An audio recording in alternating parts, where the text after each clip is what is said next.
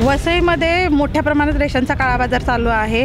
ऑफलाईनला ration दिलं जात नाही आहे, ऑनलाईन सगळं चालू केलेलं आहे। ऑनलाईनचं जेव्हा नावं जी आहेत ती रेशन कार्डावर ऑफलाईन आहेत, पण ती ऑनलाईनला दिसत नाहीत आणि त्यांच्यातलंच रेशन काढून सोनार म्हणून जे आमचे SI आहेत त्यांनी सरळ त्याचा विक्रीचा काळाबाजार चालू केलेला आहे।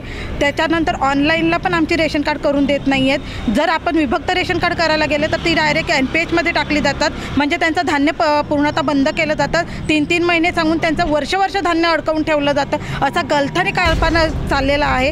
त्या विषयावर आम्ही जिल्हा पुरवठा मॅडमशी बोललेलो आहोत। त्यांनी आम्हाला आश्वासन दिलेलं आहे की लवकरात लवकर त्या सोनाराची चौकशी किती आश्वासन कधी पूर्ण करणार आहेत? त्यांनी आम्हाला सोमवारपर्यंतचा वेळ दिलेला आहे। सोमवारपर्यंत जर त्यांनी दिलेलं आश्वासन पूर्ण केलं नाही तर आम्ही वसई तहसील ऑफिसला त्यांना सोनार साहेबांना त्यांच्याच केबिनमध्ये अडकवून आणि त्यांच्याकडून जिल्हा पुरवठा मॅडमकडून ते आश्वासन पूर्ण करून घेऊ।